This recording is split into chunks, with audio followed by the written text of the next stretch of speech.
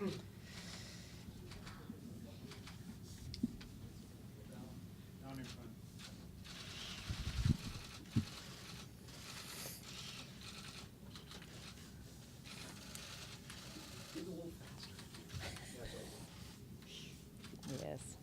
We're happy you're here. Mm-hmm.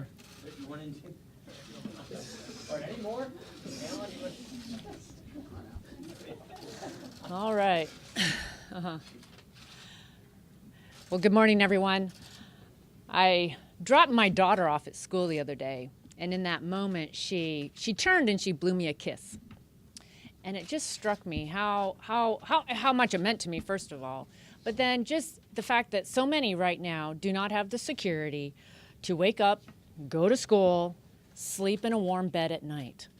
There's been tremendous devastation due to hurricanes, wildfires, other events.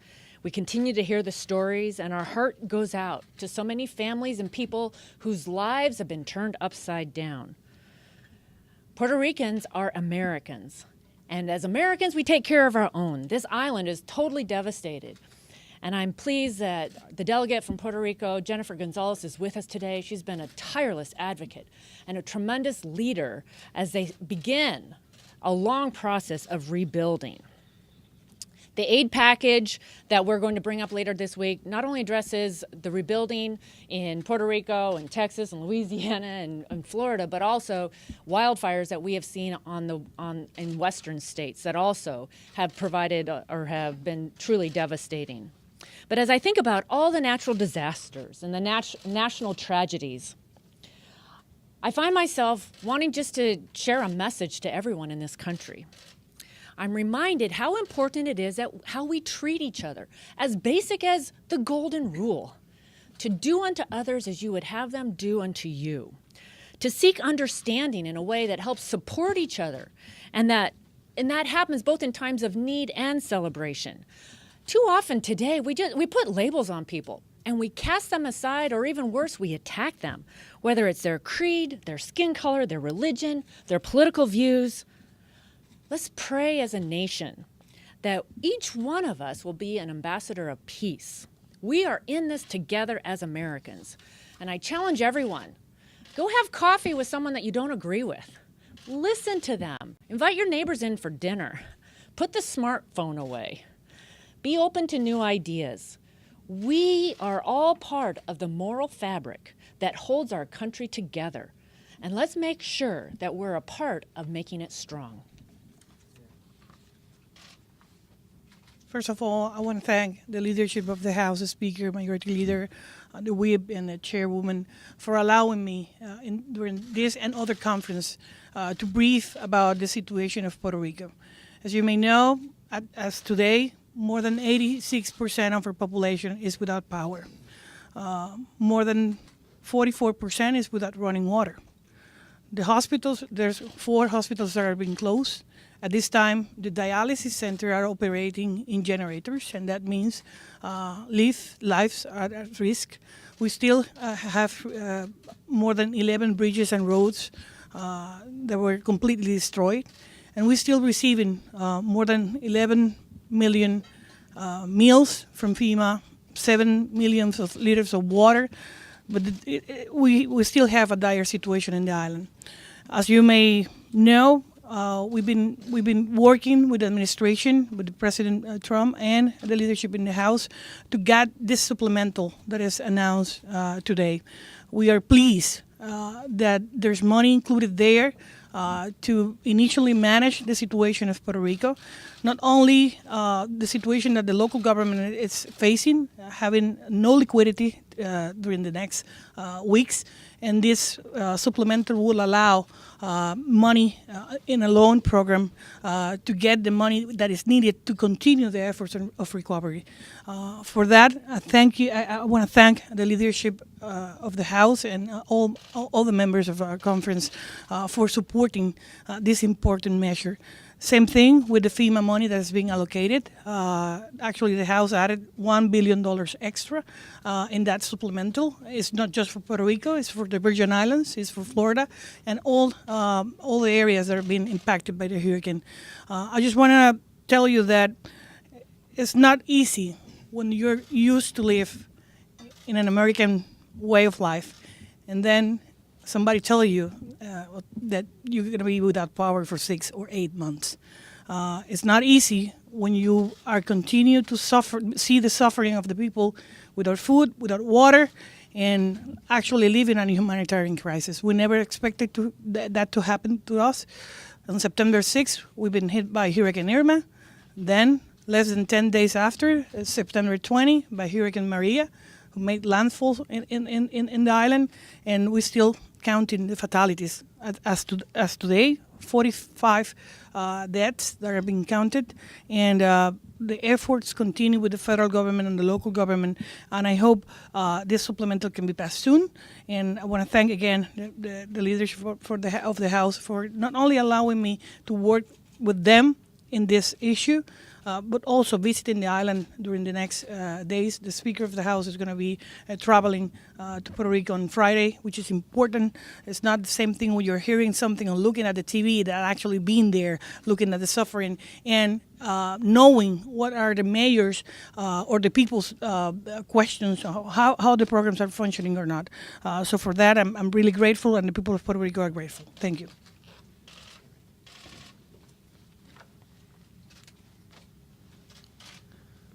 Morning. When you grow up in southeast Louisiana, unfortunately, you're all too familiar with the damage that hurricanes and other storms can do. Over this last few months, we've seen a higher than normal hurricane season that's done damage throughout so many parts of this country, damaged so many of our territories. And Congress has responded. And recently, President Trump asked Congress to again address the shortfalls in the disaster relief program to make sure that FEMA and our other agencies can respond to the hurricanes that we've experienced. I've admired the work that Jennifer Gonzalez has done coming in and making sure that she's educating the rest of our leadership. She actually traveled down to Puerto Rico with the president to show him directly the damage that was done and to continue to advocate for the importance of making sure that the island is taken care of as we're dealing with the other states in Texas and Florida, fires in the West that we've seen. And so as the strains have been put on FEMA and the Disaster Relief Fund, Congress is going to continue to act this week to make sure that the resources are necessary to take care of the people that have been affected by these storms. And again, just watching Jennifer with her passion and making sure that Puerto Rico is included in that discussion. My very first day back to Congress a week and a half ago, I got to sit down with her, and she made that case directly to me as well. So we're going to do what we can to help, and we're going to take more steps this week to make sure that that help is in place and the Trump administration has the resources they need to continue responding to these storms.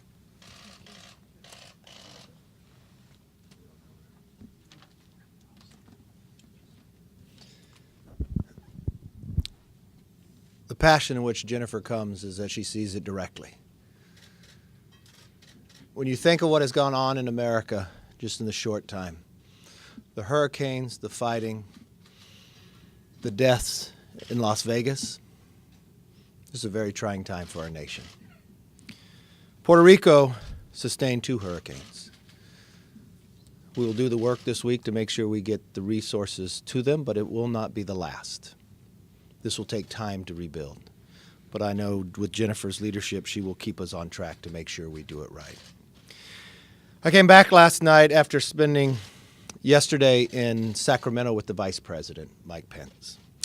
We met with the California Office of Emergency Services for a briefing on the devastating fires in California.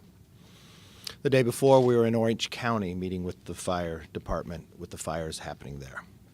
This is an incredibly serious situation. As of this morning, there were 17 dead and hundreds who are still missing. The fire department right now is spending the majority of their time warning people to get out of the way of the fire. The weather today could even make it worse.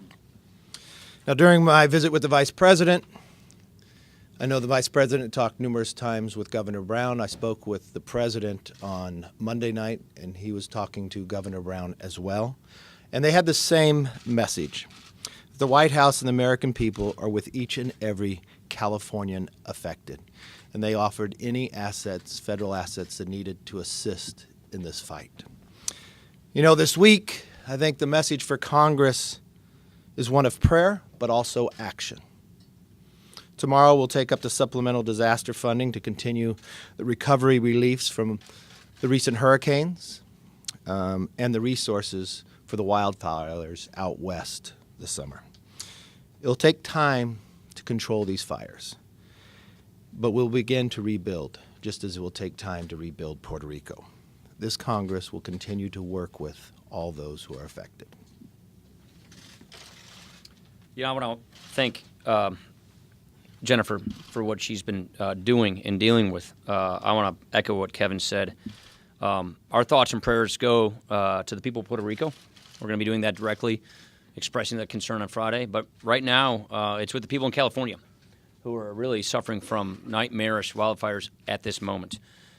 These are some of the deadliest wildfires in their history. 122,000 acres are burning. You've seen the scenes on TV. It's haunting. Farms, businesses, livelihoods being destroyed. People have lost their homes. 17 people have lost their lives right now. Many, many more people are missing at this moment.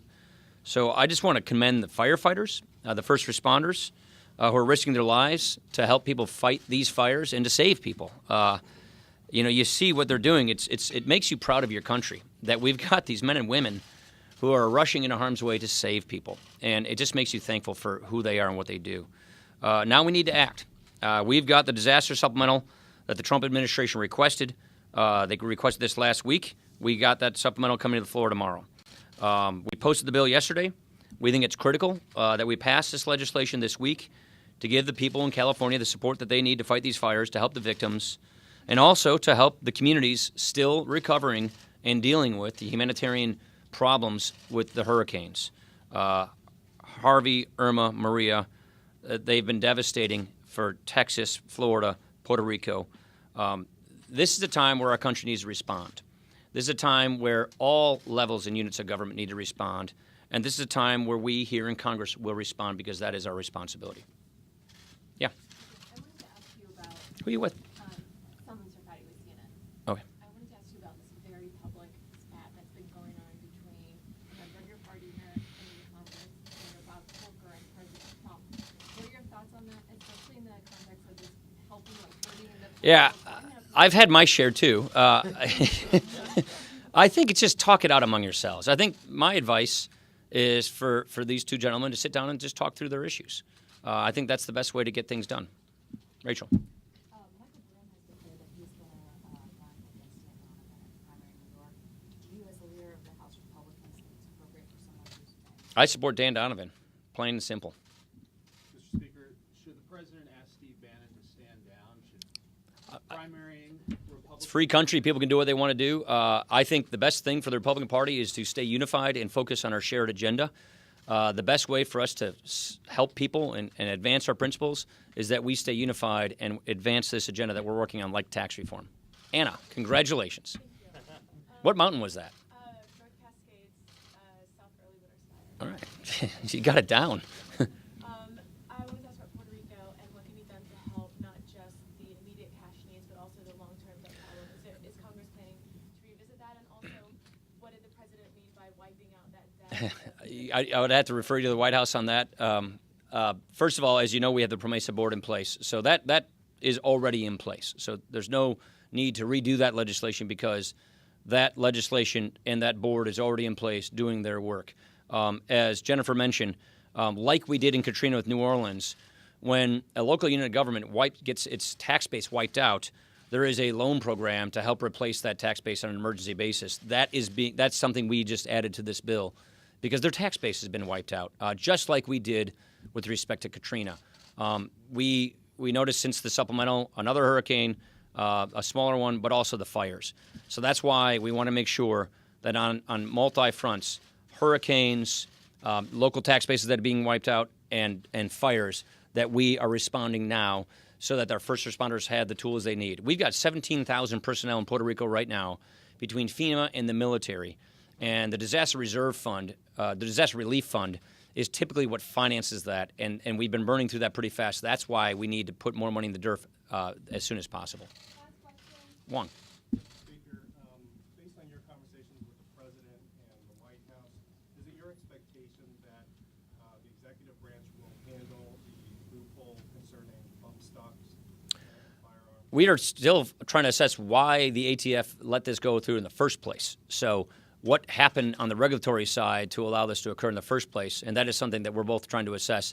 And yes, it makes sense that this is a regulation that probably shouldn't have happened in the first place.